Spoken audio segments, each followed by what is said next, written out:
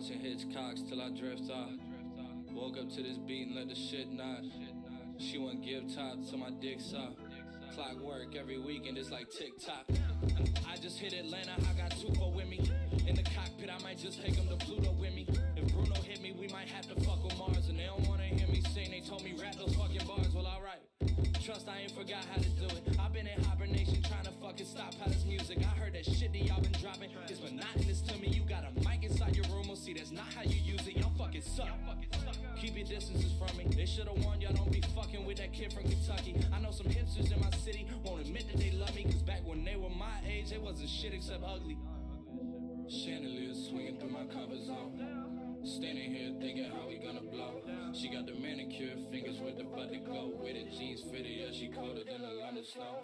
And as for me, I'm just a young man, walking, talking 100 moji with about 100 flows. I've been trying to find the next step to make my best friends rich. And you've been sitting around wondering if the blunt is wrong. Y'all come and go with them 20-minute dreams, blown away by a coincidence and wonder what it means. Check your horoscopes at night and fall in love with what you read. Like the universe gon' have my back in 2017. You ain't bout shit. Feeling like I'm Reggie Miller down 6, doing 90, looking out for undercover Crown Vics, flying out the city, paying $0 round trip. Saw her take a picture of me, told her take it down quick. Bitch, I'm from the Lou, and they know me when they see me ever since I was in school. I said shout out to my father, know they peep me, handle business. All you really gotta know is that I get it from that dude. Shooting from the Nazareth, we shooting for that platinum hit. It's Jack from out the Highlands, going stupid on these tracks again. I'm moving with a pack of kids and supervisor acid trips. Rappers getting worse, I think they're using too much activists. It's cool though. I'm just a guest inside the house of a culture that ain't mine, and I'm just blessed to be around. These kids be talking about what's trash, man. I swear that y'all got some nerve. How you gonna be most opinionated from the suburbs? I hope they bump this shit on Barstown with the windows down, riding round while the stars out in the garden now. This the wrong tree to bark down. Finally snapping on these hoes, and I don't need no heart countdown.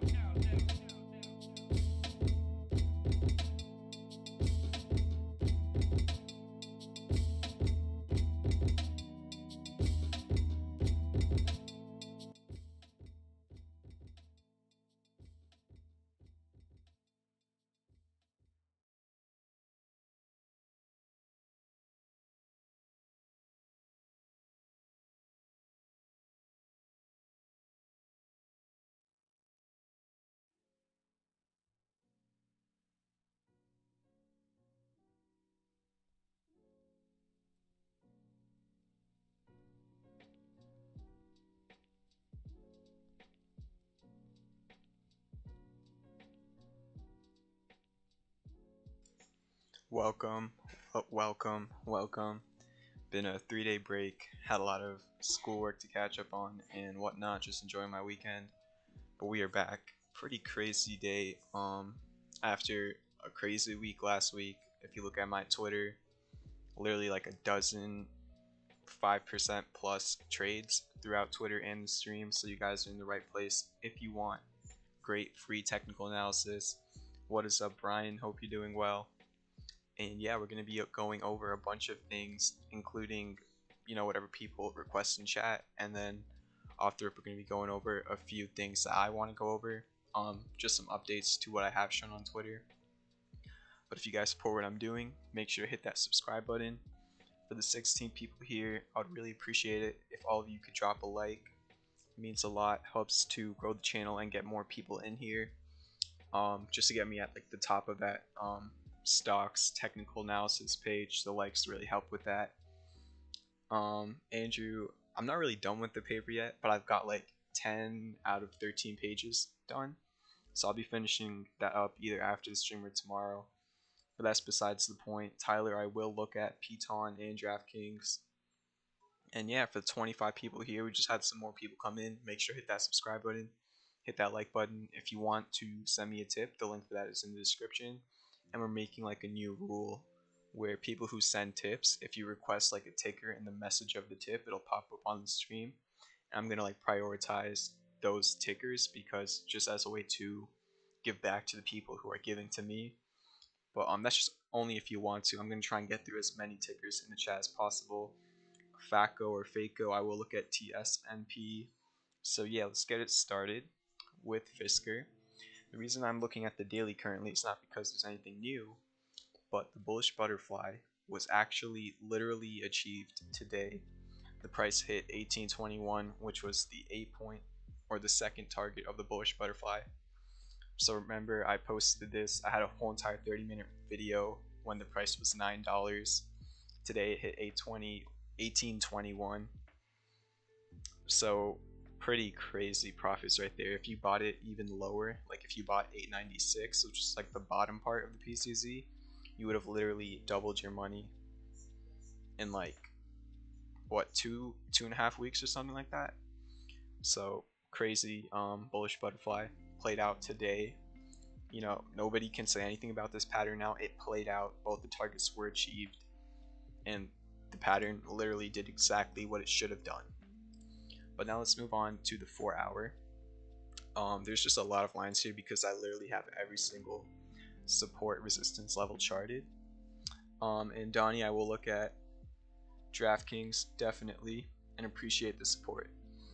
So yeah, these are just a bunch of horizontal supports. What we really wanted to do, which is what I was saying pretty much all of last week, is you wanted to get above $14.99. And on Friday, had a great day, and we got over $14.99 on Friday, and that was your resistance like all throughout the first half of October. We really were trying to break that for the first half of last week, and we broke it on Friday. And I literally said on stream, if we break $14.99, there's literally like no resistance until 1821. I even put out a tweet saying that. And then here comes today, or the first day of this week, and we hit 1821. We were a couple cents off on Friday. I think we were like 9 cents off on Friday, so we didn't technically hit it, but we pretty much did. And then today we literally hit it with the daily high being 1828. So pretty much currently it's kind of this wide zone, and that's just what happens when you have crazy runs up. The major resistance is 1821.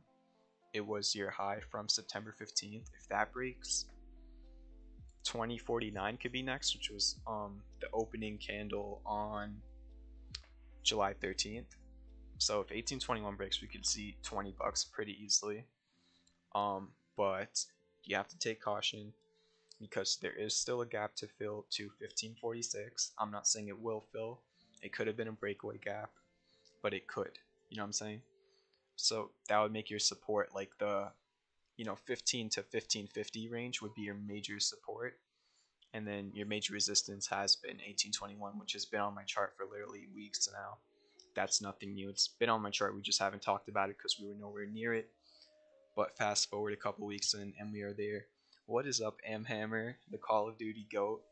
Hope you enjoyed the stream. I don't think you know too much about all of this, so if you want to learn more, I have a free course. The link for that is in the description. But yeah, for the 27 people here, would really appreciate it if you guys hit that subscribe button. Like 80% of my viewers aren't even subscribed. And then hit that like button. Hoping to get like 20 likes on the stream. We'll see how it goes. And now let's move on to the low time frame. Gonna go on over to the 30-minute. This is something that I noticed. Let me just change this on. This is something that I noticed right around market close. And appreciate the support, M Hammer. Hope you're doing well, and hope to see you crush it in COD again this year. But on the 30-minute chart on Fisker, we're kind of working on an ascending triangle, which means we have an upsloping support and a sell wall at 1821. It is a bullish continuation pattern, and you technically also have a good chance at hitting bullish divergence on the 30-minute, which means you're making higher lows on price, but you made a lower low on your MACD. But then again, this is the 30-minute chart. The 30-minute chart is not that reliable. It's just we already have the daily chart and the 4-hour chart set up. Those are very clear, with like the mid $15 range as the major support and 1821 as the major resistance.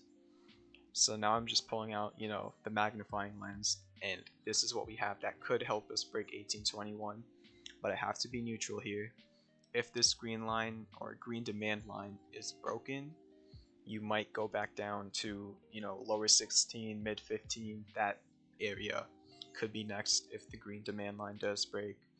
So you're pretty much hoping for a run up or a good open tomorrow, so that because you're right on the demand line currently, and you also have hidden bullish divergence on the 30-minute. And then another thing was Tesla actually is getting listed to the S&P 500. They had like a 13% after hours move, and that also sent up other electric vehicle tickers after hours. I'm not really sure how much Fisker went up after hours, but it is up a decent amount. And Mr. Arthur says, "Hey champ, doesn't seem like Fisker has any more upcoming catalysts in the short term. How do you see that impacting the short term price action?"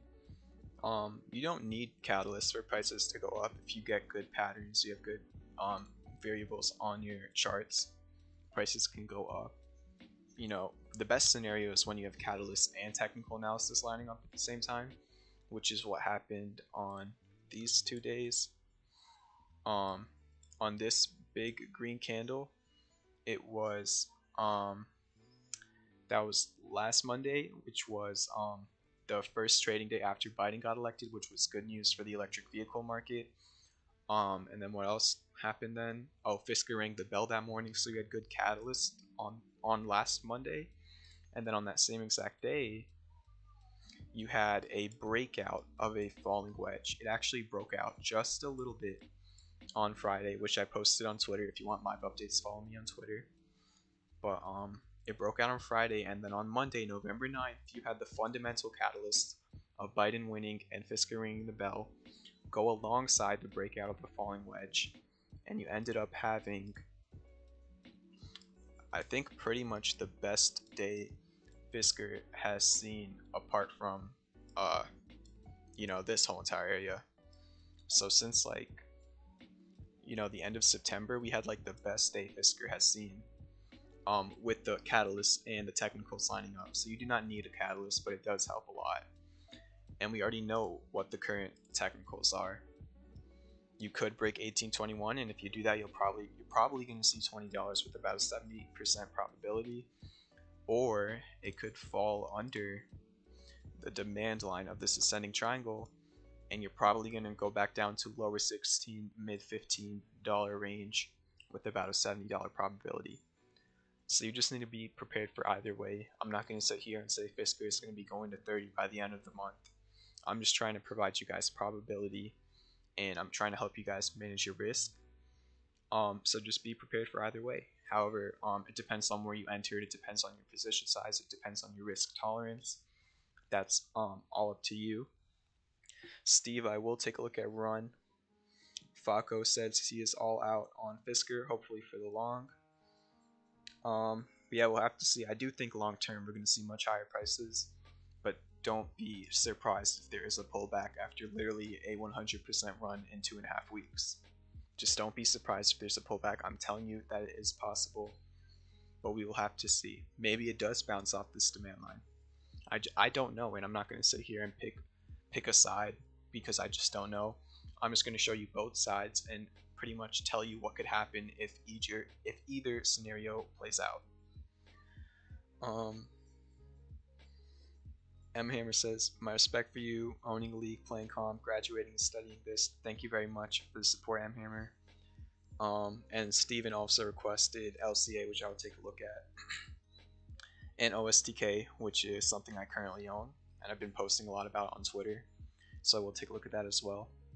But yeah, M Hammer, honestly, I'm just trying to do as many things as possible. I'm working on, college, working out, technical analysis, my own trading, my stream, internships, social media marketing course. I'm just trying to try as many things as possible, and hopefully some things work out, and this has been working out very well.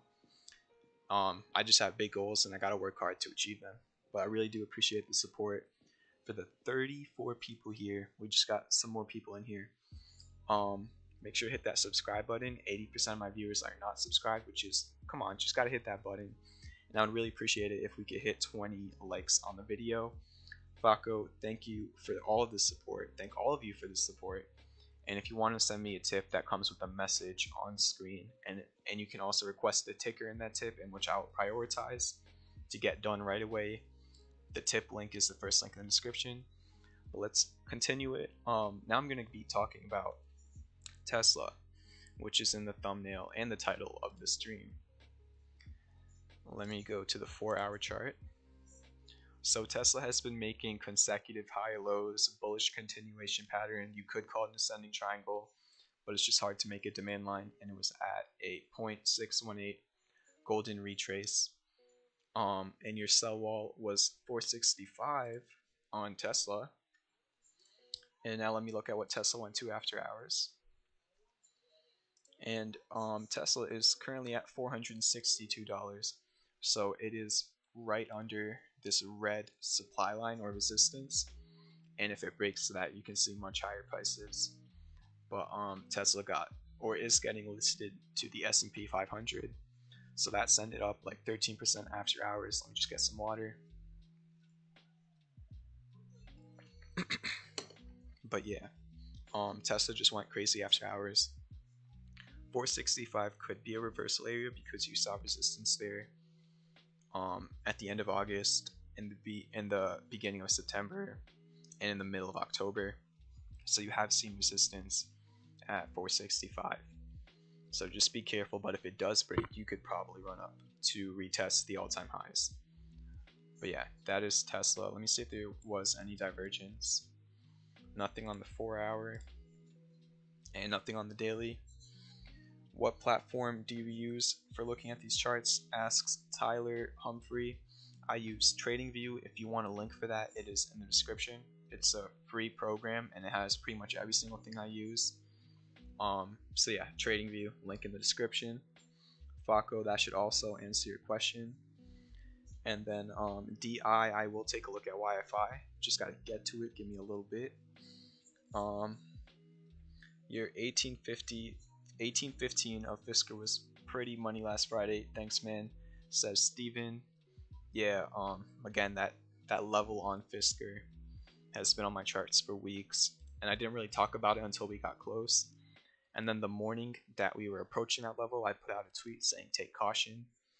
And between Friday and Monday, we have not been able to break that, but it could be broken. So again, I already went over Fisker in the beginning, but just be ready for either scenario. Steve asks, if Tesla breaks down, what levels could it hit? If Tesla breaks to the downside, which is what I believe you're asking, the next major support is $360. It was your resistance on July 13th and your support on September 24th. So if Tesla kind of breaks under, it's just weird because there's not like a really solid demand line. But yeah, if Tesla breaks this green line right here, it could probably come into like this whole entire range could be next if the green line breaks, and it could bounce off 360. But currently the price is 462 after hours, so you know it's really on the flip side. Tesla is currently potentially could create this scenario where if it does break 465, it could retest all-time highs at $500. But again, there is that demand line, so just if you're in Tesla, you definitely want that demand line to hold. FCEL had massive run. Any price target? Eric Cooper asks. I will take a look at it. And YFI is being requested by DI. It is a crypto that, and this is just to go over real quick. I posted this crypto on my Twitter at $15,100. It had an ascending triangle and it had some bullish divergence. And since $15,100, it is currently up 32%. So that is Wi-Fi.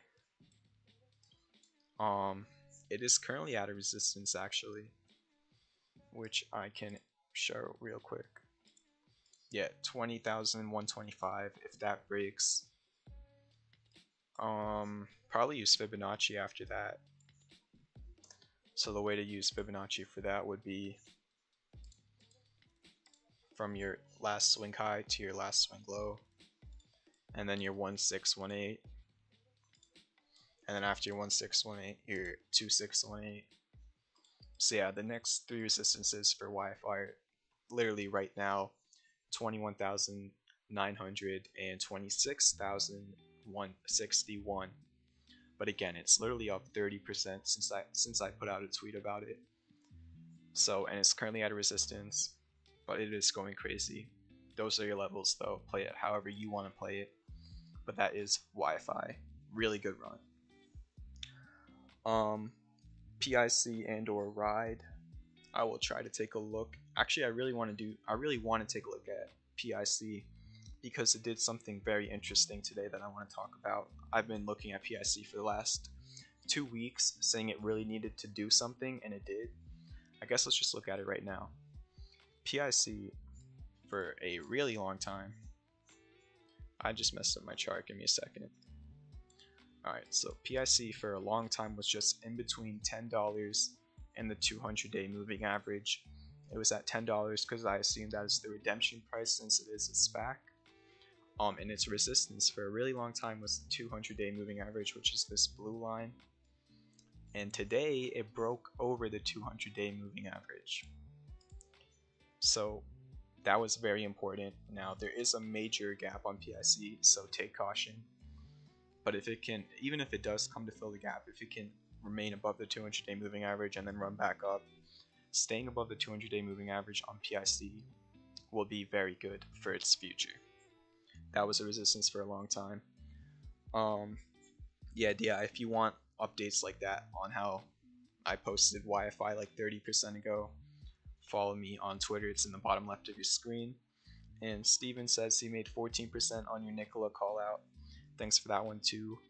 Nicola is another trade I put out that hit the target today. I posted Nicola at around like the mid $19 range with the target of 22.20, and that target got hit today for 15% profit.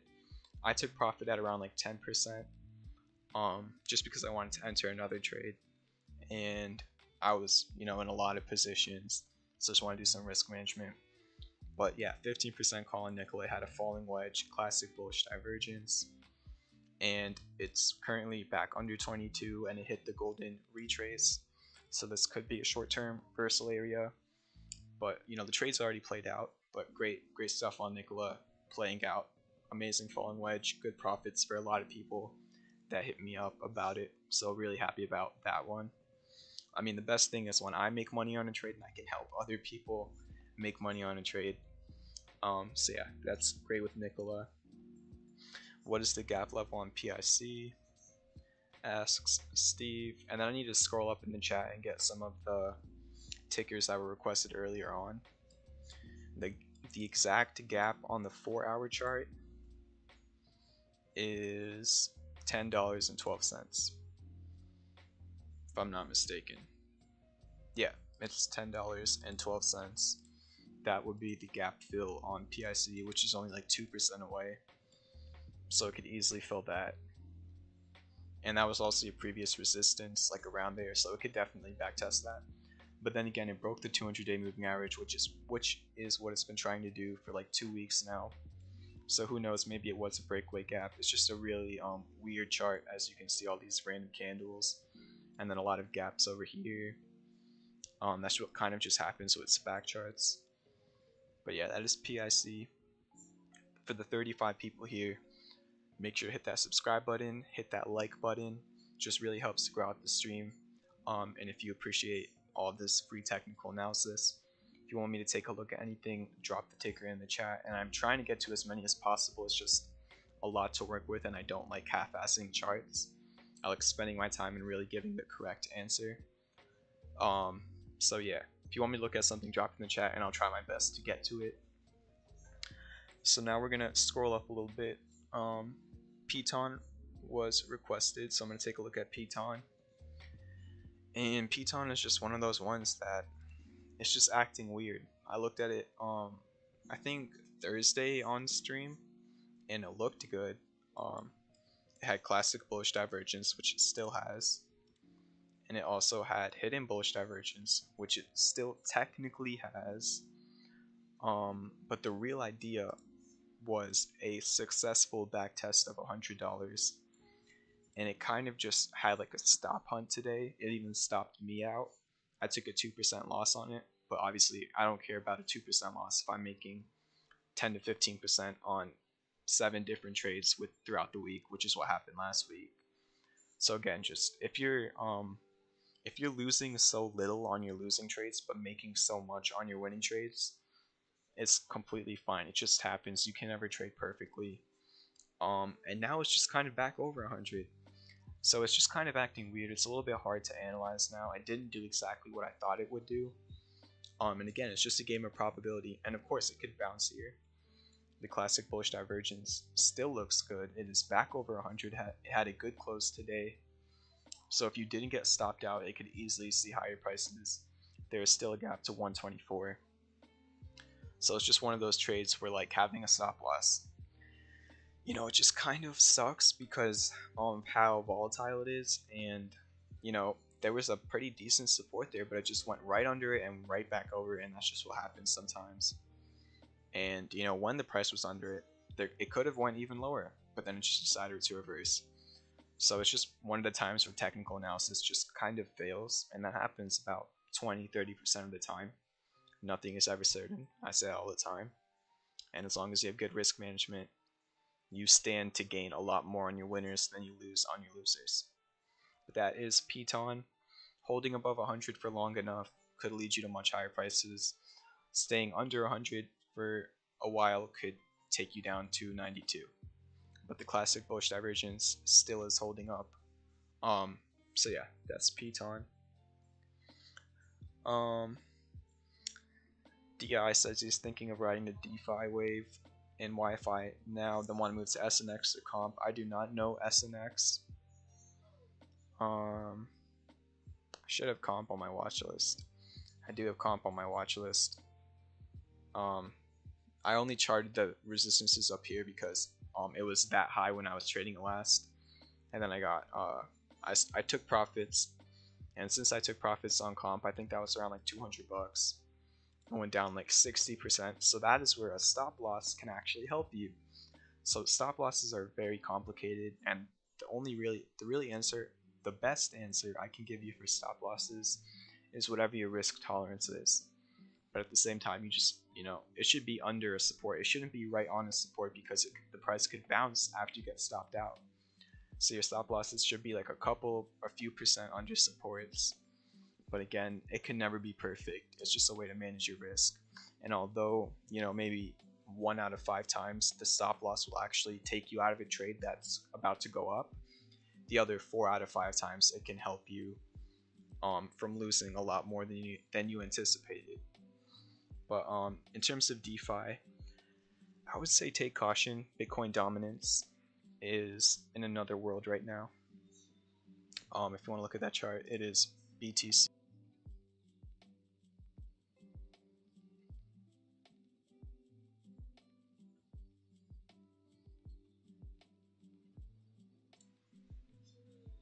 Alright, I'm not sure if you guys can hear me. My computer is lagging and my mic got muted. So dealing with some technical difficulties right now. Let me trying to fix this. I mean, I don't know what just happened. It might just be the Bitcoin. Okay, I think it's just the Bitcoin dominance chart that's lagging, and I might have muted myself. Yeah, Bitcoin dominance chart is lagging right now, but I guess you get the point. Yeah, DI stop losses are really important, especially in crypto, because of how crazy crypto can be. Alright, perfect. I think I just because I have a hotkey for like my mute button, and I think I just hit it accidentally, and then at the same time my chart was glitching out, so I thought I lost like internet or something. And then Clinton says, can you describe the importance of including wicks or candle bodies only when drawing support and resistance and trend lines? Okay, personally I usually only use wicks because the price really did wick up to that price. But the one time where I think it could make more sense to use candle bodies rather than wicks are for the higher time frame charts. So the best way I can answer your question, Clinton, is if you're using a lower time frame chart, like any hourly chart, wicks are probably the best way to go because the price did go there on low time frame. But if you're using higher time frame charts like the daily or the weekly, candle bodies might be a little bit more reliable.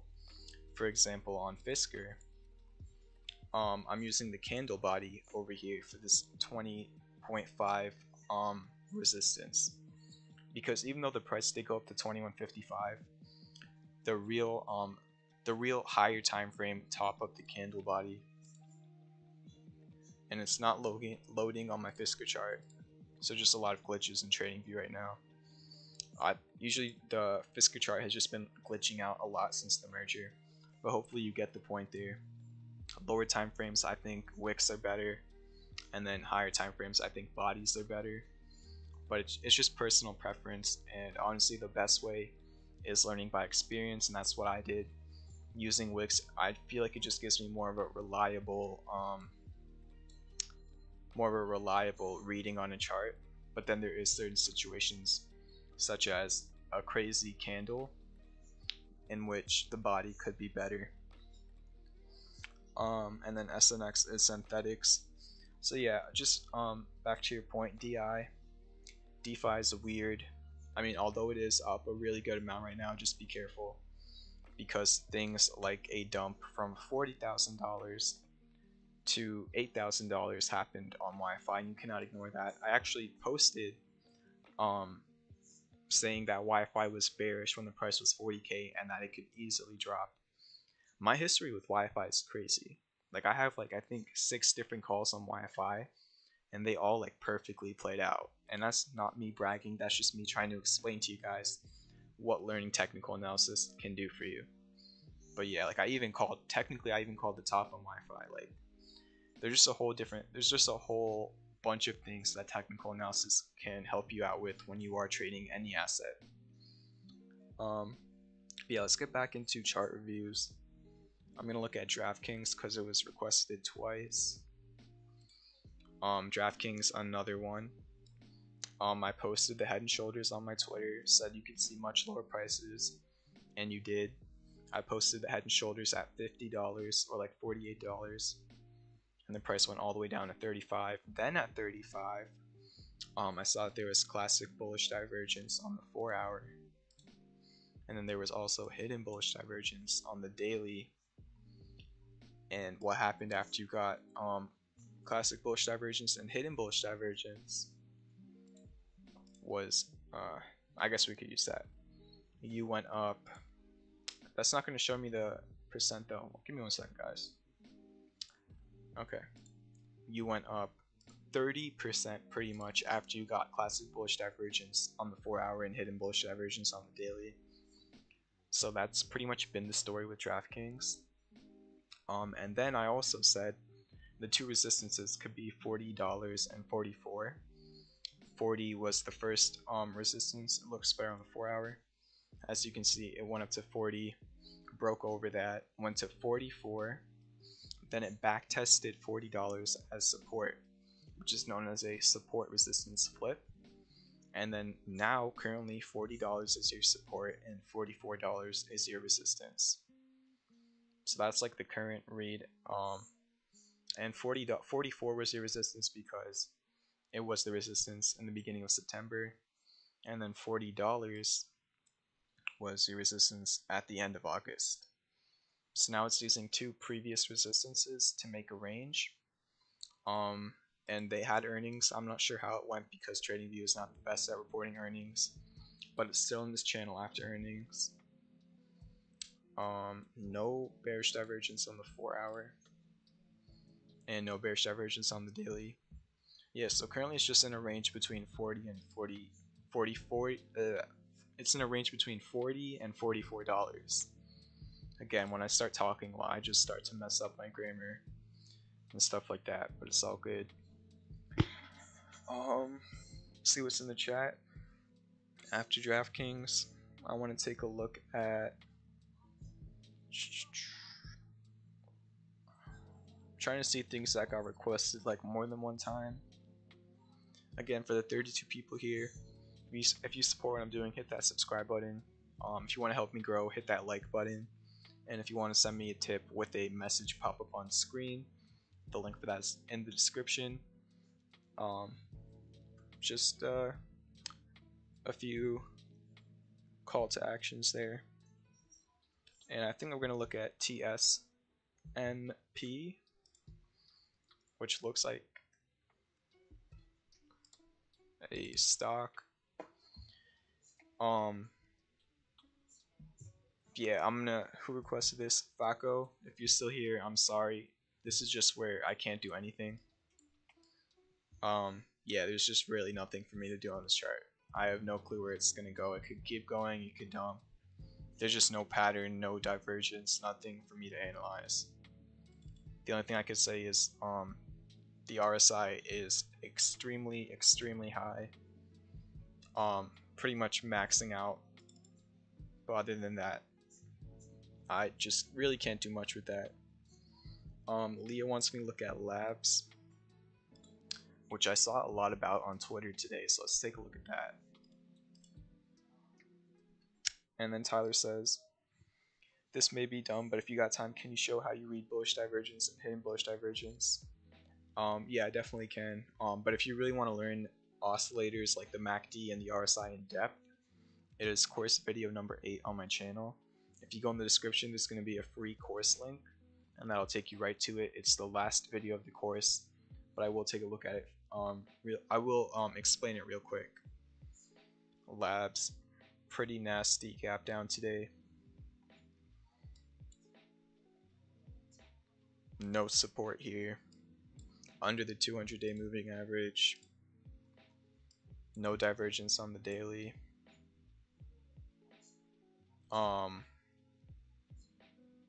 It's bearish. There's nothing that I'm seeing that looks too bullish to me. It also kind of had this as a resistance. Maybe it was like a channel and it broke to the downside. Let me see how that would look.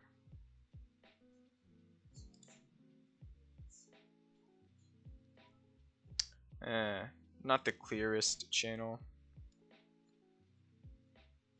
Kind of, I don't know. There's not too much of a pattern. It just kind of dumped and there's no support here. So the only thing it has going for it is that the RSI is oversold, but it can stay oversold for a long time. So again, just no edge on labs, unfortunately. It could go up, it could fill the gap, it could keep dumping down to 10 cents. I just have no clue, and I don't want to say anything incorrect. So probably like the fundamentals and the catalysts are what currently matter on labs. And then Tyler wanted me to talk about divergence, so let's do that. Alright, so first off, classic bullish divergence implies a reversal in price to the upside or downside. Well, classic divergence implies a reversal in price to the upside or downside. You can get classic bullish or classic bearish divergence. And then classic hidden divergence implies price continuation to the upside or downside. You can get hidden bearish divergence or hidden bullish divergence. So one more time. Classic divergence equals reversal in price. Hidden divergence equals continuation in price.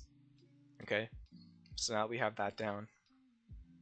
Let me show you an example. This is a crypto and it has classic bullish divergence. Now this is implying a reversal to the upside since the price has been going down, which is why it is bullish. And what classifies this as divergence is that the MACD is doing the opposite thing as the price. As you can see here, the price made a lower low. Okay, I'm going to make that yellow. So while the price made a lower low, the MACD made a higher low. From this red island to this red island, there was a higher low. So that is implying a price reversal. A bullish reversal since it happened after a leg down. If you want an example of bearish divergence, we can take a look at the S&P 500 before the dump. The S&P 500 had hidden bearish divergence, which means it made a lower high on price from here to here, but at the same time, it made a higher high on the MACD. And hidden hidden bearish divergence implies continuation. So you had a continued downtrend after that, if you get what I'm saying. Another example, Fisker, 4 hour. The price was going down, but the MACD went up. And then, pretty much as soon as the MACD went back to green, is when the rally started. You can confirm divergence once the color of MACD flips to the other side. So if you're looking for bearish divergence, when the MACD turns red, it can be confirmed. If you're looking for bullish divergence, when the MACD turns green, it can be confirmed. And then one last time, classic divergence means a reversal in price, and hidden divergence means continuation in price. So that is just a brief explanation, but I don't want to spend too much time on it. But there are two things I can leave you with. One is course video number 8 on my channel. If you want a link to that course, it is in the description. And then here's the other thing I can help you with. This is actually what taught me about divergences. I just kept on looking back to this link, and I would just keep on practicing it on my charts until I memorized it. So this is just a divergence cheat sheet. So Tyler, if you look at the chat, I just dropped a link to a divergence cheat sheet where it pretty much just shows you exactly what I just said in a more condensed version, and it shows you like picture examples of it as well. So that could also help you learn divergence. A lot of people hate on divergence and the MACD and the RSI, and I think the reason for that is people kind of hate on things that they don't use or that they don't know about. And that doesn't make them bad traders, it's just they're trading a different way. In my opinion, I have made hundreds of percents of profit using the MACD and RSI. Mainly the MACD, but sometimes the RSI. So yeah, in my opinion, it's worked out for me. Clinton, thank you for the $3 donation. Really appreciate the support. Goes a long way. Thank you very much. If you want me to take a look at anything, drop it in the chat. But thank you for the $3 donation. And then back to my point. Some people hate on divergence and MACD and RSI, and I just think it's simply because they don't use it and they don't understand it, or their experience with it wasn't good. But I've been using the MACD and RSI for like 5 months now, and I've literally made hundreds of percents of profit. I can probably list you 40 charts off the top of my head that reversed with bullish divergence. Here you're looking at Fisker. Let me just think of another one. Let's look at Wi-Fi. Let's go to the 30-minute. You had classic bullish. Let me just find an example of classic bullish divergence because I don't remember exactly when it was. You're looking for the price to do the opposite of the MACD, right? It might have been on the 1 hour. Let's take a look. I know that, so when the price was around 15.1, I'm trying to like memorize this off the top of my head.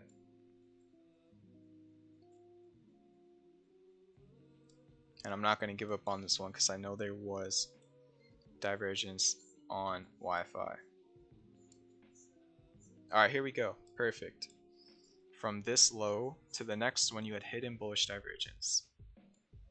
Okay, so let's take a look at this. This is hidden bullish divergence, which means continuation. You made a lower low on your MACD, but you made a higher low on your price. And what happened? You went up in price. With your hidden bullish divergence, you went up about 20%. So that is Wi-Fi doing it. And again, I don't want to go on like a rant and just go through literally 3,000 different things. But it is real. Divergence is very real.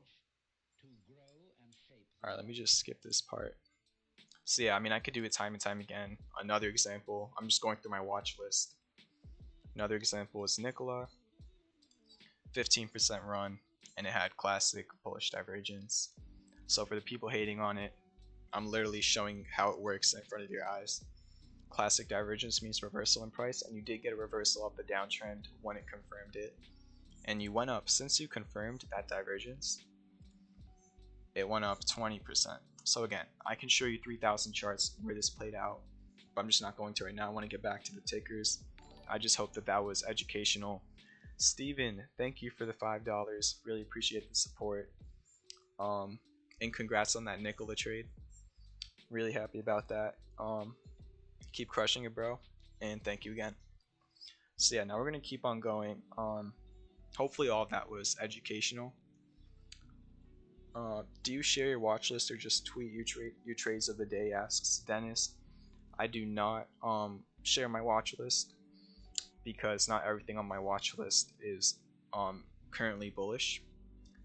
The main things on my watch list are things I trade continuously, whereas I trade them at different times. When they're bearish, I don't trade them, but when they look bullish, I do. So I do not share my watch list because it might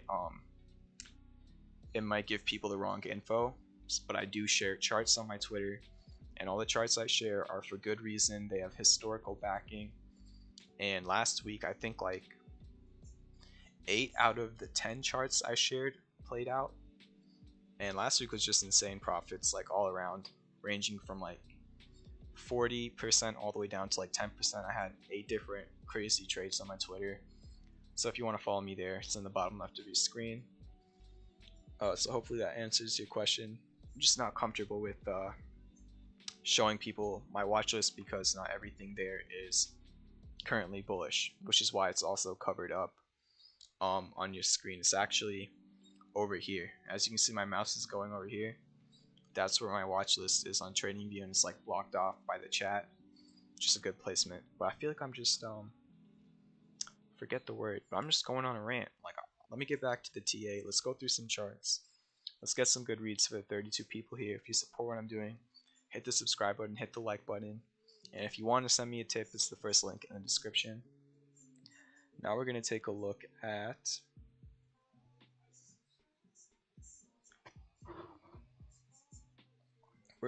NEO.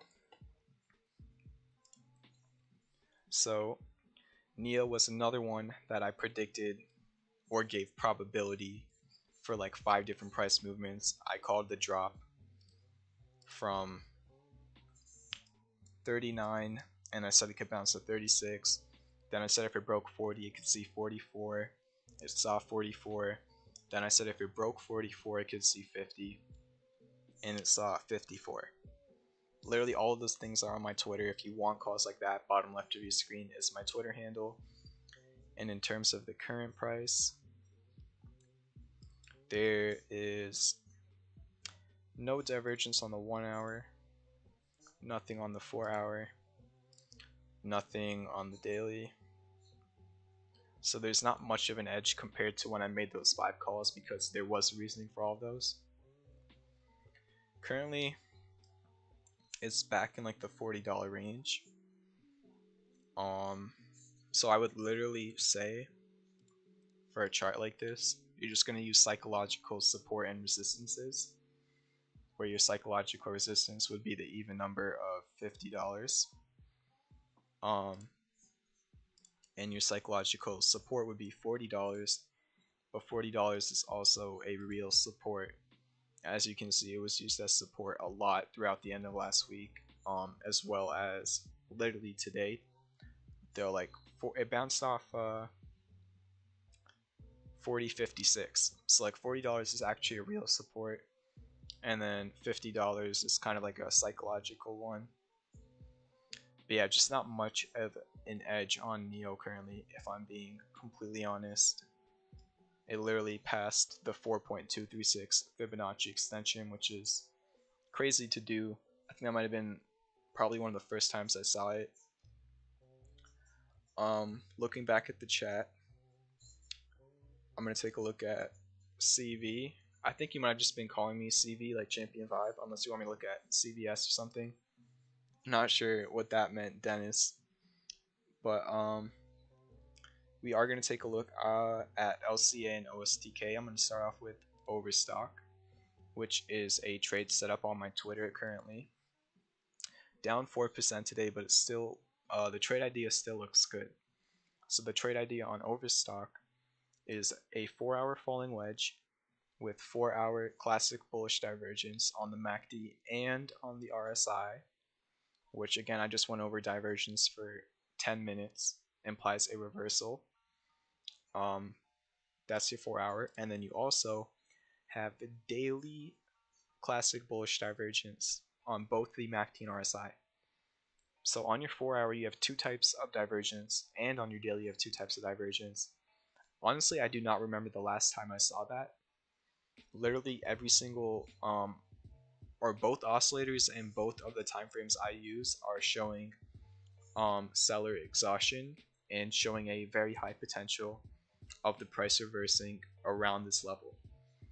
Now the thing is, there's not a major support until like 48.64, even though you do kind of have a local support at like $50.87 or $51. You have like a local support there, but the real major support is 48.64, which was your previous resistance in the beginning of July before a massive run up. So yeah, the targets for this trade, the first one is 66.60, which is pretty much a gap fill, and that's also around like the 50% retrace of the falling wedge. The way to target a falling wedge is a 50% retrace from the low point to the highest point. You're pretty much going back up halfway, and that's also right around your gap fill. So 66 is the first target. If it does break 66, probably 69, which was your support in the middle of September, and if it breaks $70, the next resistance is 87. So again, this is a long-term trade. There is a decent amount of risk because it's currently a decent amount away from $48. So you have to be really cautious on where you enter. But at the same time, you already confirmed bullish divergence on the 4-hour, and your daily is very close to getting confirmed. As soon as that turns to green, it'll be confirmed. If it does turn to green, remember, nothing is certain. But we're talking about also a golden retrace. The golden retrace is a universal code. It's found all over the universe and it's very useful in trading. I've seen hundreds of charts reverse at the golden retrace, which is a 0.618 golden ratio. If you want to learn about that, look it up. It's really interesting.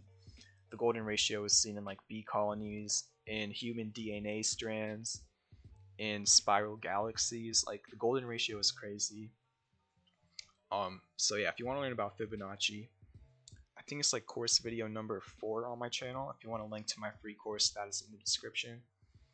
But that's Overstock. The oscillators look good. It's kind of near a major support area, and it has a falling wedge on the 4-hour. So, again, nothing is ever certain, but this is a pretty good long-term chart in my opinion. And I currently am in Overstock. I have a long-term position, and this morning, and I do not advise anybody to do this, I did it with a really small position size, something I was very comfortable with risking. But I actually day traded Overstock contracts like right around market open, and I made a 50% profit in like half an hour. And that was before it continued to fall down throughout the day. Basically, it opened a bit down and then had a little bounce up to like 54.74. And then after the bounce, it fell back down. I took profits at like 54.50 on my options, made like 50% profit, and then I added that to my Overstock position on the dip. So I'm just giving you different ways to play stocks, even when they're falling down. But probably don't do that. That was really risky. And I was looking at really unreliable low time frame charts. I was just kind of having a little bit of fun with all of my profits from last week. But yeah, I don't know. Just felt like I should mention it. It was a fun little open to the day, but then it did pull back like 5%. So the trade still looks fine. The oscillators look fine, and we're gonna see whether it plays out or not. I'd say there's about a 70% chance it plays out, because nothing is ever certain. It's just all probability. Now we're going to look at LCA. which is right here. And this one literally saved itself. It was really looking like it was headed to lower prices. It broke out of this bear flag. It had potential hidden bearish divergence on the 4-hour. And today, traders really stepped up and prevented LCA from potentially seeing $12, which it still could, but it really looked bad after the close on Friday.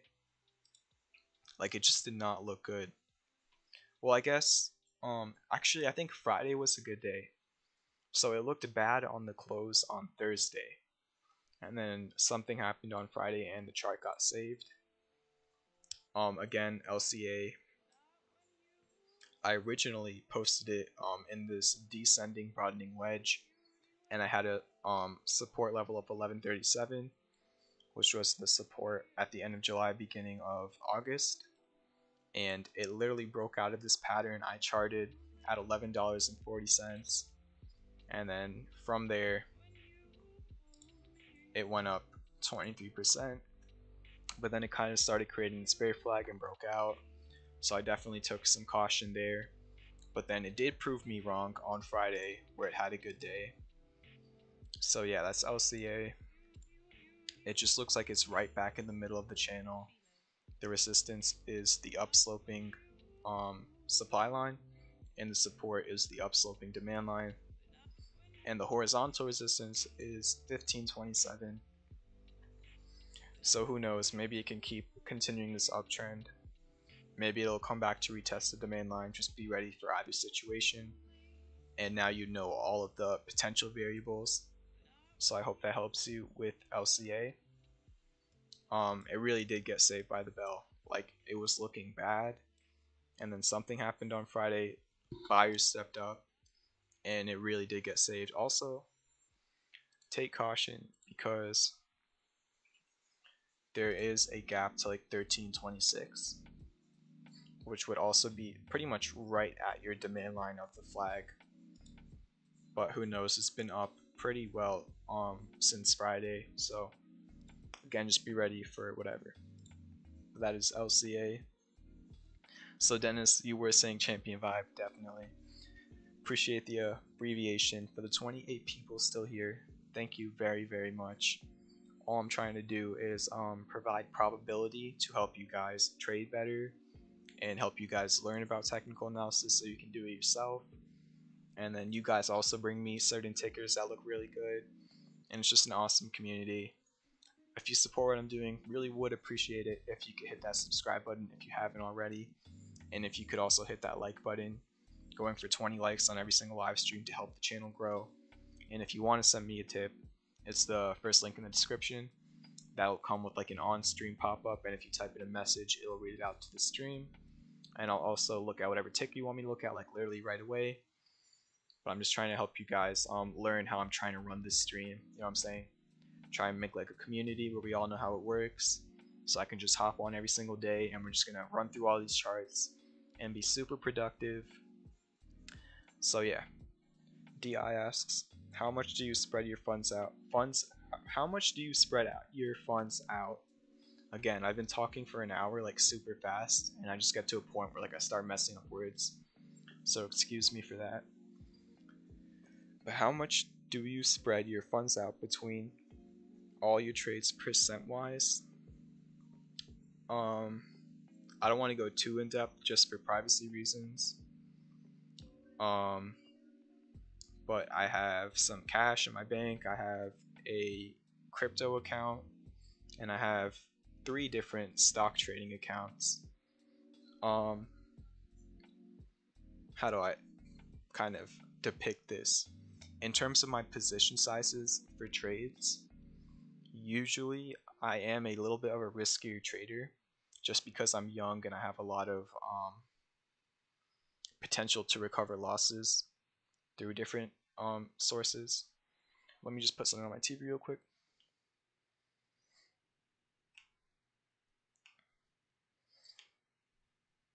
But yeah, I would say in terms of my swing trade portfolio, which is my most active portfolio, probably each trade I put on is about like 20% of my portfolio. So for example, if I had $1 million, which I really wish I did, if I had $1 million in a portfolio, for each trade I would be using $200,000 for like my position size. And it is important to have a very similar position size for each trade, no matter how good a chart looks. Just because you think something looks super good, going all in on that could, it could really mess up your portfolio if some terrible news happens that you could have never known about. So always, it's pretty much always a good idea to have a very similar trade size for each trade. Personally, what I'm comfortable with is 1/5 of my portfolio for each trade, but it just depends on you and your risk tolerance. Like for example, in my retirement account, I have a much higher percentage of my portfolio for each trade because they're long-term trades and I'm not actively buying and selling. And then in my swing trade portfolio, I have a lower percentage of my portfolio for each trade because I am taking on a lot of different trades every week. And then for my crypto portfolio, I'm gonna be completely honest, I need to do better. I put on a decent amount of risk in my crypto portfolio. It's very high risk, high reward, but it's just kind of some side money. I'm not too like my crypto portfolio does not matter to me as much as my swing trade portfolio and my retirement portfolio. But again, it really just depends on your personal preference. But one thing I do always do is have about the same position size for each portfolio. I hope that makes sense, DI. It's just a personal preference, and as long as you're managing your risk, you should never be nervous about a trade. Whether it's up so much and you don't know whether you should take profits, or whether it's down, because you should never allow yourself to take on a 40% loss. Like, you know what I'm saying? You have to have a plan when you enter a trade on how much you're willing to risk and how much you want to gain, if that makes sense. And you have to stick to your plan, because if you don't stick to your plan, you might turn a profitable trade into a losing trade. So stick to your plan and always have a plan before entering a trade. Don't just see something up 200% and market buy it and then lose half your money and then get scared to trade for another 2 weeks. It's just not good for the long-term growth of your portfolio. You know what I'm saying? So I hope all of these little talks, aside from the technical analysis, just help you with risk management. Because if you're managing your risk well, chances are you're going to be a profitable trader. So really spend a lot of time on learning the best way for you to manage your risk, because it is different for everybody. But yeah, now we're going to move on to, let me think, what else?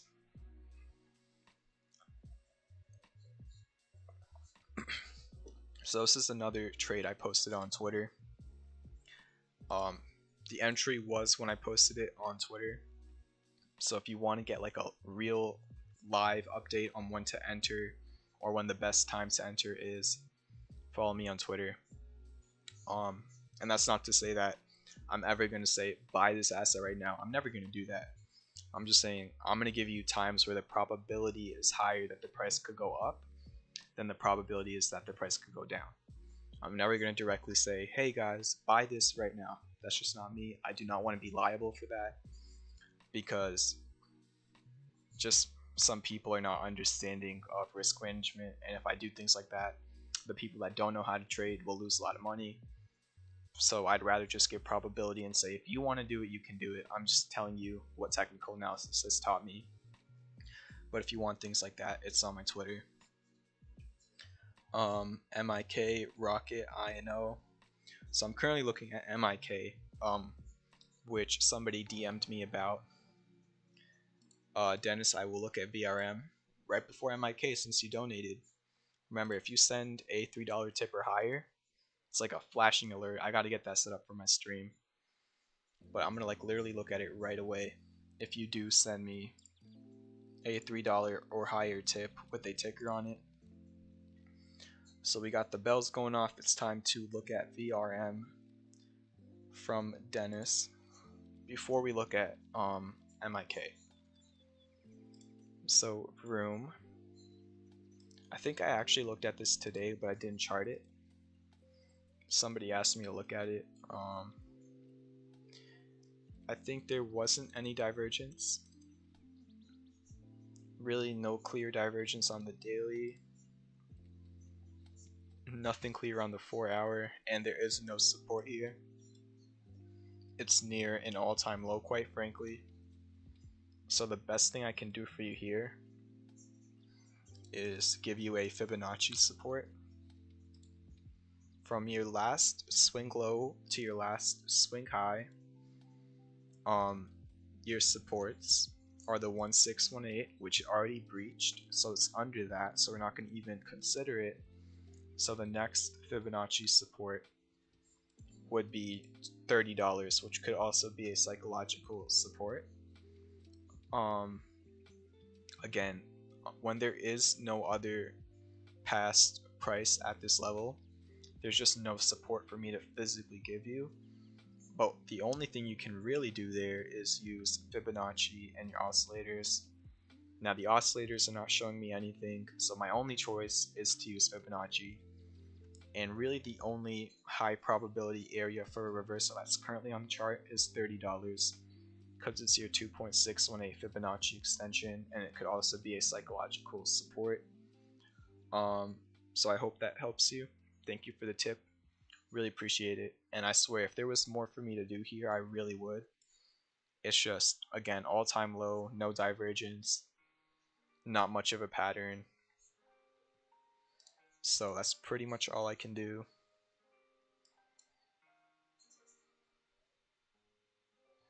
There is kind of a demand line, but it's just not that clear, and it's on the 1 hour chart. So that would be your demand line on the 1 hour chart. That's pretty much the area where it gets to this line and then it bounces a little bit. And then again, you have a gap fill to $40.17. So there is a gap fill. But again, there is no support here, and there is really no divergence on the 4 hour or daily. But what I did just notice is you have classic bullish divergence on the 1 hour, which means you're making lower lows on price, but you made a higher low on your MACD, which implies a reversal. But when you're at an all-time low, things like divergences might underperform, if I'm being completely honest. But I hope those three different things, the Fibonacci, the psychological support, the upsloping or the downsloping demand line, and the gap fill all help you a little bit. Just trying to do whatever I can with this chart. But yeah, thank you very much for the tip. That is VRM. And I'm going to look at MIK now. Then we're going to look at Rocket from Print. Everybody, I want some hype in the chat for Print. He sent me a crazy tip on Friday. And actually, I'm just going to go look at Rocket right now, because Print has been a major supporter of the stream, and I really appreciate everything he's done for me. So this is Rocket, and I talked about this, I think on Friday. Yeah, Print typed Rocket in the chat a little while ago, and he's a very big donor to the stream. So gonna take a look at this for him. And also, Rocket is a trade setup I posted on Twitter. I posted Rocket at 1985, and since then it is up 13.5%. It broke out of the falling wedge. The idea of the trade was the falling wedge, the classic bullish divergence. Here you go, guys. Look at this. For people that say divergence isn't real, tell them to look at this. The second your divergence was confirmed,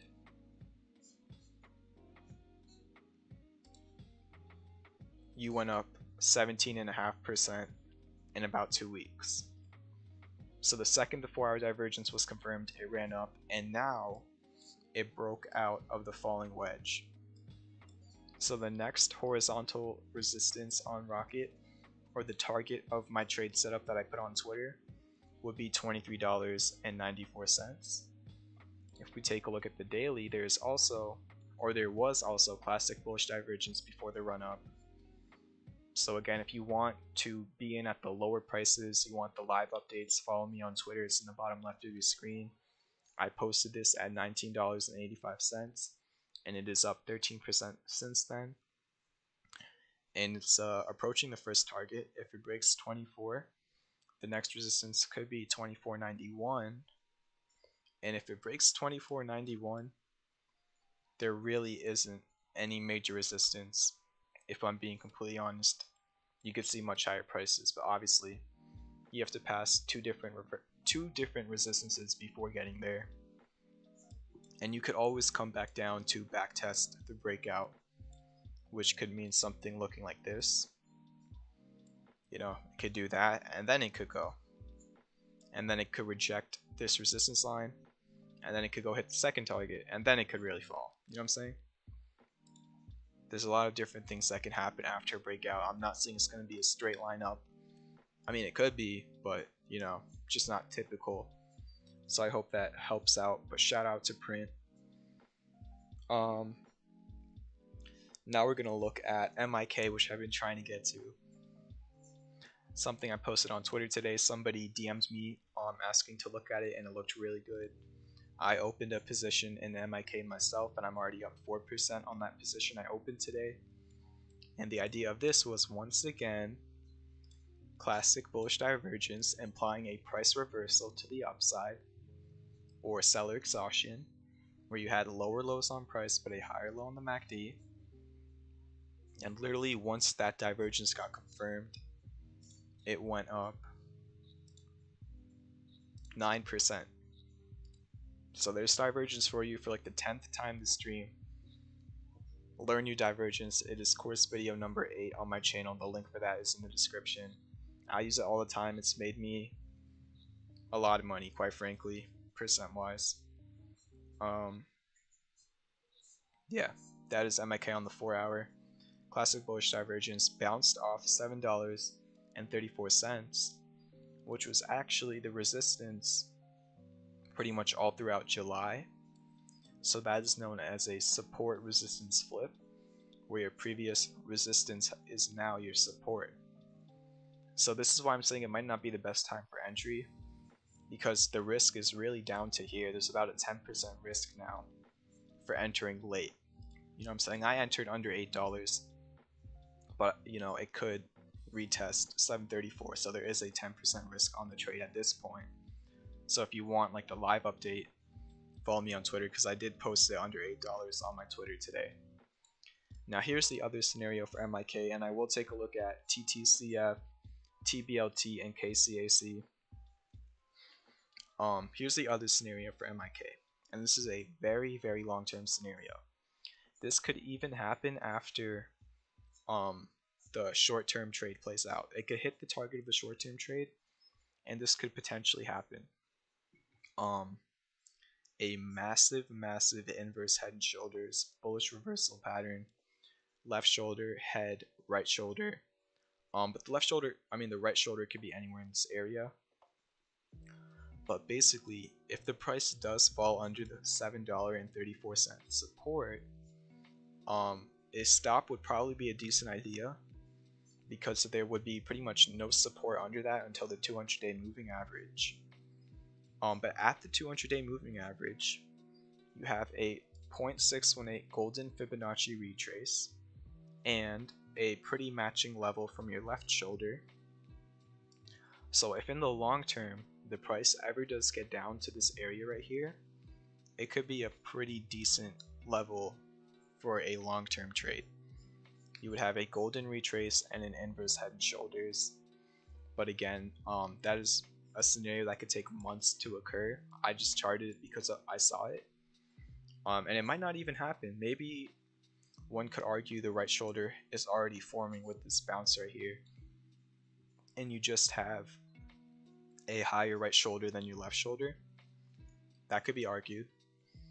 But again, if it does fall under 734, take caution, because there would pretty much be no support under that until your 200-day moving average, which is currently $6.25. So this really needs to hold 734, and it is very well above that right now. So that is Michael's. I currently own it, and I hope it continues to play out. Currently in profit, so we shall see. Let me just chart a resistance level. This is probably where I'm going to take profit, 886. So if it does get there, probably personally I'll take profit, but it could go higher, who knows.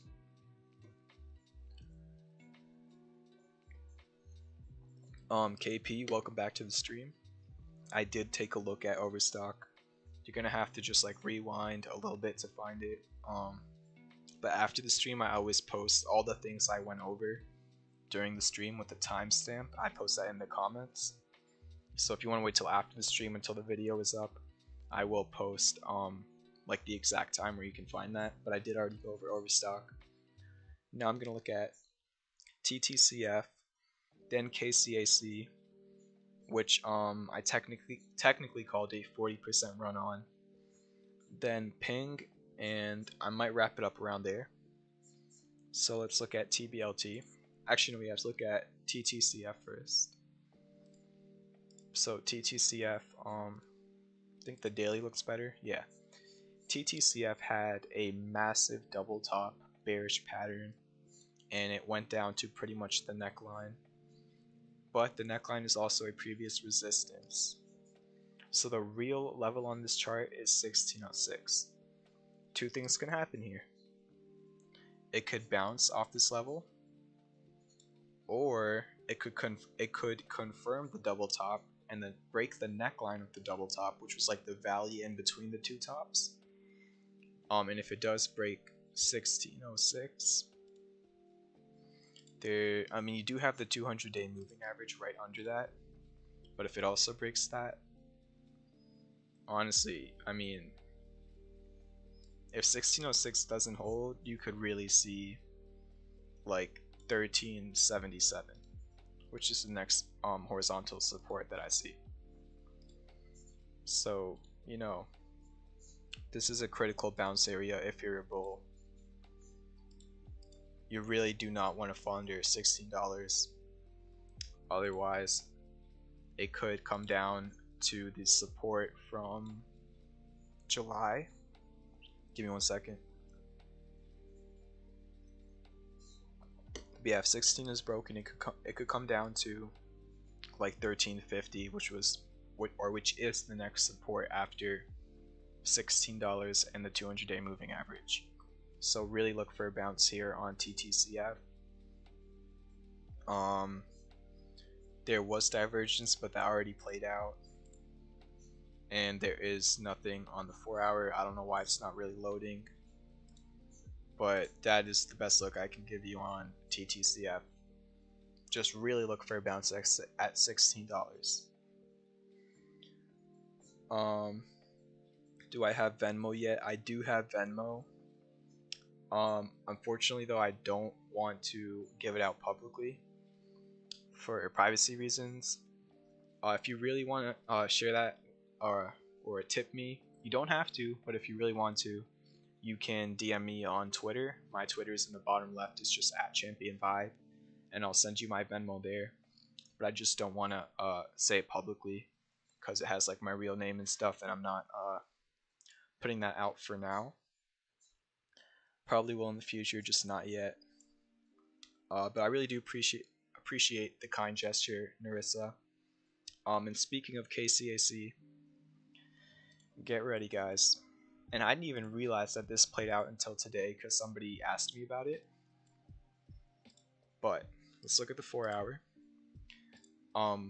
Back some time ago when the price was around $13 on KCAC, I noticed that there was classic bullish divergence and that it broke out of this supply line. This green line right here, it broke out of it with classic bullish divergence. And I charted take profit levels of 1581, 1727, and 1864. The reason I charted those levels was because they were your 0.382, your 0.5, and your 0.618 Fibonacci retraces, and fast forward literally 1 week later, it went up 41%. It actually went even higher after I charted it literally today. It went up 50%. So really, I mean, they're probably, or they're kind of, again, I'm just messing up my words, man. I've been live for an hour and 20 minutes now, and I really start messing up my words after I talk non-stop for over an hour. And my memory messes up too, so what was I literally just saying? Oh yeah, learn your technical analysis. The divergence and the breakout helped me chart this, and every single profit was achieved. And overall, it went up 50% since I charted it, I think, like last week. So, you know, if you want to learn about TA, just keep on showing up to the streams. If you want a free course, the link for that is in the description. And there might have been another catalyst as to why the price lined up, but even before that catalyst, I had this all charted out and it all did play out. Just be careful, because it did hit a pretty deep Fibonacci retrace, and it is oversold on the 4 hour. So there could be some buyer exhaustion. It's also oversold on the daily, but it has been at literally like 98 before, so it does have more room to run. There is a mini support literally right here, but it could also be a resistance, because it was your resistance in the middle of September. So I think literally where you close today could tell the future. If it has a bad day tomorrow, I think the next days after that could be bad. But if it has another good day tomorrow, it might see uptrend continuation, simply because there's no resistance or real resistance after about like $20. So Bala, thank you very much for the subscription, and Narissa. Now the supports would be the previous resistances. You would get what's known as support resistance flips. So all of the previous resistance levels are now the support levels for KCAC. DI, thank you very much for the $3 donation. I can't really read the message you sent, so I'm gonna look it up on the website I'm using. Just see what you said. That is right here. And DI says, can we see SNX big DeFi project? I will take a look at SNX. So yeah, Narissa, your new supports are the previous resistances. And when did I take profits on KCAC? I did not even trade KCAC. I didn't even know that this played out until somebody tweeted me about it today. So if I was in KCAC, my take profits would have been the take profits I charted at 1581, 1727, and 1864, and I might have left like 10% of my position to just play with the house's money and see where it goes. But yeah, the take profits are all the Fibonacci levels.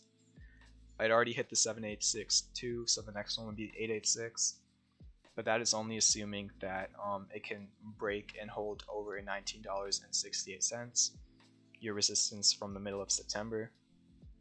So now we're going to go into the or the tip request. Thank you very much, DI, for the donation. We're going to look at a crypto.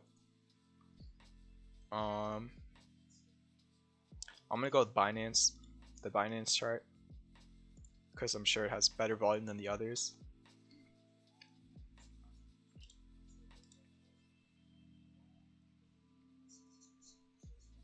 There is no divergence, and I can definitely show you support levels. $3.44 is the biggest support I see, and the big resistance I see you're actually right under, unfortunately. That's 475. It was your resistance in the beginning of October, on November 7th, and kind of on November 10th. You did get a little bit higher, but that's really where If you can see on the daily, it closed under 475 on the daily chart, even though it did wick over it. So yeah, it's just kind of in this range. I think it looks like a pretty clear range. The support is 345 and the resistance is 480. There is no divergence, unfortunately, but it kind of does look like an ascending triangle on the 4 hour. Maybe, I feel like that would be the best way to line it up. The wicks are just so inconsistent right here, so this is going to be one of the few times I'm going to use candle bodies instead of candle wicks, just to create a better support line. And then, you know, the sell wall is probably something like that. So this is weird. You have an ascending triangle, which is a bullish continuation pattern, in the middle of a channel. So if you do break out of this ascending triangle, maybe it could help you break out of the real resistance of 480. And if you do break 480, the next resistance is 550. So let me just fix that. Yeah, it's currently in the ascending triangle. If it does break out of it, you're going to see 480 next. It could reverse at 480, so be careful there. But if it doesn't reverse at 480, 550 could be next. But obviously, since it is a crypto, keep on watching Bitcoin, because if Bitcoin drops, this is most certainly going to be dropping as well. But yeah. And then Bala says, how did you learn to do TA yourself? I did not. I pretty much have been learning about technical analysis for like a year now, but I've only been trading for like 7 months since I turned 18. So I actually started learning TA before I could even trade, because I was very interested in Bitcoin as like a teenager, and I wanted to know where Bitcoin could go. So I started looking up Bitcoin Live on YouTube, and I found this Bitcoin Live streamer, but he streams everything, like literally every single asset, metals, stocks, cryptos. He streams everything. And his name is Mitch Ray. I've given him a lot of shoutouts on my channel before. I watch him every single day. What I'm currently doing is very similar to what he does on his channel. He has the chat, he has the charts, but he is definitely better than me at technical analysis. He's kind of like my mentor. Pretty much I learned everything from watching him for a whole entire year of my life. I don't know if you can see, I'm kind of pointing to it, but he's actually on my TV literally right now. I have his live stream from today on my TV. So yeah, like the TA GOAT is Mitch Ray on YouTube. Just a shout out for him. That's pretty much how I learned. And if you want to learn yourself, you can go look him up on YouTube, but it might take a long time to you know, learn all these advanced things, because it literally took me a year to learn about everything he talks about. Metzi, thank you very much for the $5 donation. Really appreciate it. And what else was I going to say? Oh yeah, if you want to learn about TA in a more or in like a faster way, I have a free course on my channel that goes from beginner all the way to advanced. So you can start off at whatever level you're currently at, or just go all over the place. If you want a link to my free course, it is in the description of this video. It'll say free course, and then it'll show you a link. DI, yeah, from Mitch's stream today, he does this thing where when people tip him, he spins like this wheel on the channel, and if the wheel lands on chug, he has to chug like a beer or something. So if a lot of people like tip him, he gets like hammered on stream. It's just like, aside from TA, it's just a really fun community. He has like 8,000 people in his Discord. But the reason I'm literally here right now doing this is because of Mitch Ray. So I gotta give him a big shout out, and he could definitely help you guys out as well. I'm just conveying what I pretty much learned from him, and of course like a bunch of different websites, doing my own research, and then obviously the best teacher in life, experience. You know, I've been trading for only 6 months now, or actually, yeah, pretty much about 6 months.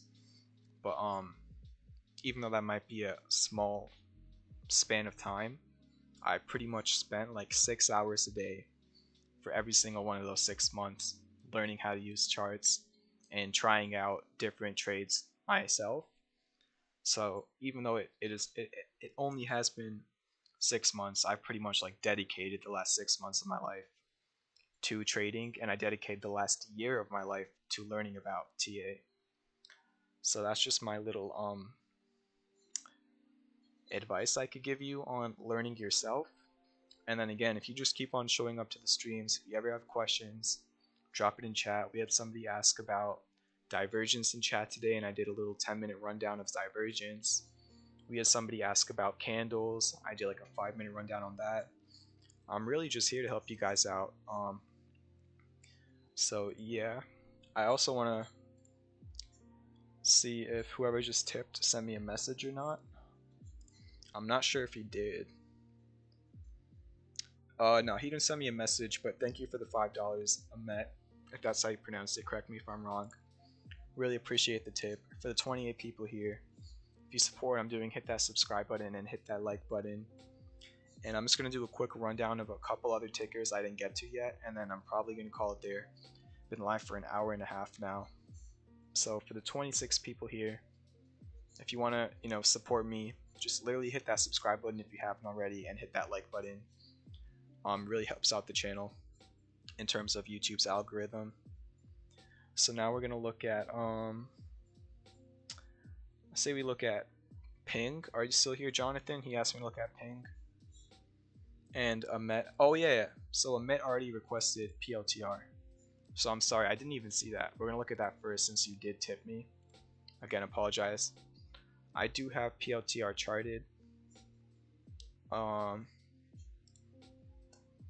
Let's see. I don't want to talk too much about the past on PLTR because I'm sure you want to know about the future.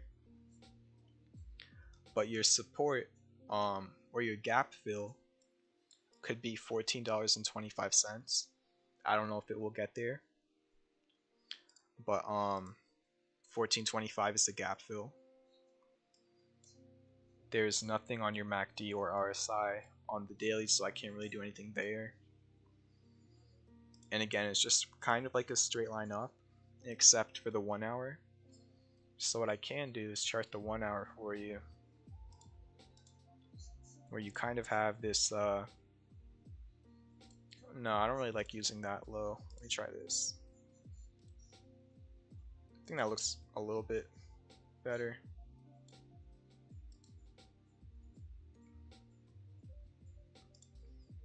And it's definitely not a textbook ascending triangle, because it did have like this fake breakout before. But PLTR is working on an ascending triangle, or an ascending triangle like structure. It's not super clear, but you do have higher lows being created with the same sell wall of $16.92. If PLTR breaks $16.07, which is currently really close to, probably going to retest all-time highs at 1704. If 1704 breaks, the next psychological resistance will be $20. But in terms of a real resistance, I'm going to go from swing high to swing low. Yeah, in terms of like real resistances, your 1618 Fibonacci golden ratio could be a big resistance at 1865. And then your 2.618, or your double golden Fibonacci ratio, will be at 2128.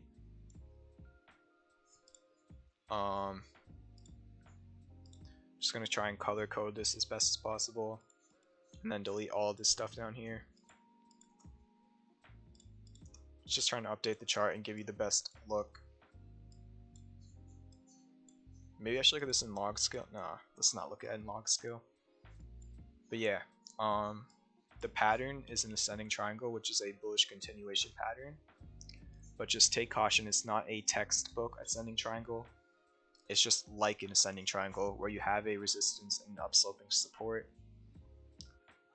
There is a gap fill to 1425, so be careful with that. Yeah, so your support range is really like $14 and this upsloping support, and then your resistances are $16, 1865, and 2128. So those are your levels. If you want to take a screenshot, go for it. But that is my read on PLTR. No divergence, unfortunately. Hope that helps you. Definitely a lot of levels to work with on PLTR.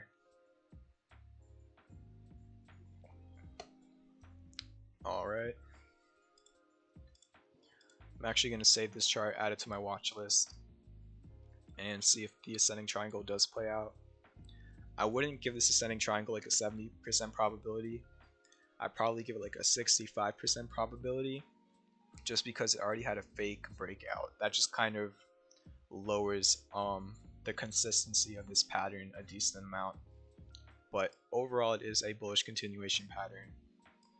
And the risk is that it cannot break $16. And if it doesn't break $16, it's probably going to retest the demand line. If it does break $16, good chance it runs up to 1865. So I hope that helps you. Those are the two scenarios. Just be prepared for either one. And there is a about 15% higher probability that it will break $16, especially since the MACD could cross over soon. Just a slight edge given to the bulls here. And hope that helps you. Thank you very much for the $5. Whoa, we have 173 playbacks on the stream. I think that is pretty close to a record. But for the 24 people currently here, make sure to hit that subscribe button if you haven't already. Like 80% of my viewers not even subscribed. And I would really appreciate it if you could hit that like button to help grow the stream. Looking for like 20 likes on the stream. Ahmet says, I entered at 1550. He's going to add more if it dips to 14. That sounds like a very solid plan. And you do have a pretty good entry in my opinion. In terms of the local area, obviously this thing did run up from like $10 to 17, but the uptrend is still valid, and until it makes a lower low, which it currently has not yet, or until it makes a lower high, the uptrend is still good. So that is PLTR. And I'm trying to see if I missed anything. Let's see. Steve, are you here? Are you still here? You asked me to look at run, and I did not get to it. So if you want me to look at run, just drop it in the chat. But if you're not here, I don't know if all the other people want to see it. But what we're gonna do now is, if I did not get to your ticker, and you are still here, drop that ticker in the chat. I'm literally gonna do the next ticker I see in the chat, and that's gonna be the last one for the night. So whoever types something in the chat. Steve is still here, so alright, we're gonna look at Jared. I did look at TBLT, Jared. So you're gonna have to rewind a little bit, Jared. But I did look at TBLT. So yeah, now we're gonna do INO and run, and then that is gonna be it for the night. And Jared, I'm gonna post the timestamps for all the things I went over after the stream is over. So if you look at the playback and you go to the comments, you're gonna be able to see exactly when I went over TBLT. Just give me like 10-15 minutes after the stream is over, and I will post all the timestamps in the comments if you did miss out on something you wanted to see. So now we're gonna look at run. It had a rounding top, kind of like a double top. I think it looked better on the 4 hour. I am on the 1 hour, so yeah. It had a double top in the beginning of October, and it's been selling off ever since. The support is $50. It was your resistance in the beginning of August, and it was used as support in the beginning of this month. So before I finish this chart, Bala asked, do you also look into the numbers behind companies and the story of companies, or focus on charts? Definitely. Basically my process for entering a trade is, one, I look for good companies that either have current good revenues or have good models to create good revenues in the future. And I have to make sure that I like their product and I like the team that is behind their product. After I overview the company, then I look at the chart and I look to see if the chart is bullish or not. And if the chart is bullish, I plan where I want to enter, where or how much I'm willing to risk, and where I want to take profits. So it's a 3-step process. Number 1 is company research, number 2 is charting, and then number 3 is trade planning. And then after that, I just monitor the trade to see if my hypothesis was correct. So I hope that answers your question. But let's continue run. No divergence on the 4-hour. No divergence on the daily. Kind of looks like a pennant. A little bit. On the 1-hour, it's a low time frame, so it's not as reliable. But that would be your resistance. And like that, the support is just super weird. Maybe actually this is probably the better way to do it. Yeah, I like that a lot better.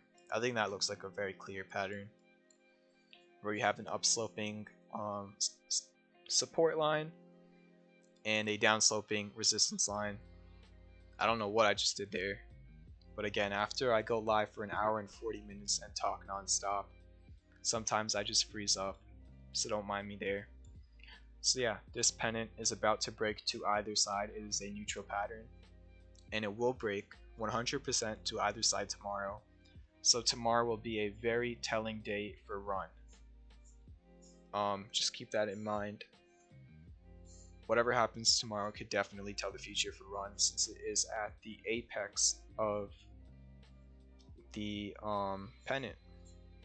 So I hope that helps. Now we're gonna look at INO. Is that Inovio? Yeah, it is. So that's a biotech. I have looked at it previously. Support is 1130. That was your resistance in pretty much the end of October to the beginning of November. And so 1130 is your local support. Your major support is 974, which is where it bounced off of in May and September. 974 is the biggest support. And it's currently 1285. It is currently 2 cents above the 200-day moving average, but it does have a major resistance at 1309, which was resistance in the beginning of October and the end of August. So this could be a reversal area, but if it does break 1309, you could probably go and fill the gap to 1582. So you're currently at a resistance. If it does break, 1582 gap fill could be next. There just isn't any resistance until 1582, but be careful because it could reverse literally right here. So this is very similar to the last chart I looked at. Tomorrow should be very telling for the future of this chart. Whatever happens tomorrow could probably tell the next few days after. Now I'm gonna look at Eric. I will look at FCEL. Appreciate the support, Andrew. And then Bala said, how do you determine if a company backed by good management? And to recap, you said 3 steps, right? Overview, something, and then chart. So the 3 steps I do is 1, research the company, 2, chart, like what I'm doing right now, technical analysis, and then 3, plan my trade. Plan where I want to enter, plan how much I want to risk, and then plan where I want to take profits. So 1, research the company, 2, chart, 3, plan. That's my trading process. And then I guess 4 would be monitor the chart and see if it's playing out or if I need to adjust my position. And now we're gonna finish off the night by looking at FCEL by Eric Cooper, Fuel Cell Energy. Again, for the 24 people here, I really appreciate all of you coming out. Just free analysis. If you support what I'm doing, hit the subscribe button, hit the like button, and if you want to send me a tip, it is the first link in the description. And thank you for the questions, Bala. I think those are very educational for everybody here. So now we're going to finish it off. I'm going to look at the daily on this one. So it just did break this resistance level of like 340. The next resistance would be, let's not remove that. Okay. Next resistance would be this little wick right here, around like 448. That's the next resistance. There's really nothing until that. And it just became overbought on the daily. So yeah, the major resistance is 448 and the support is 339. But do take caution because it is overbought on the daily. And it's overbought on the 4-hour. But it did break out today, like literally at closing or in the last 4-hour candle it broke out. So probably not the place to buy, but if you were already in, let me adjust that a bit actually. Yeah, if you're already in, it could easily see much higher prices. So, you know, 440 could be a pretty good take profit level.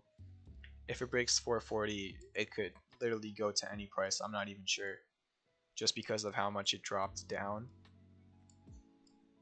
Crazy drop on fuel cell. Yeah, good breakout today. And just take caution because it is overbought on the RSI. And then Bali, yes, I am using TradingView. The link for that is in the description.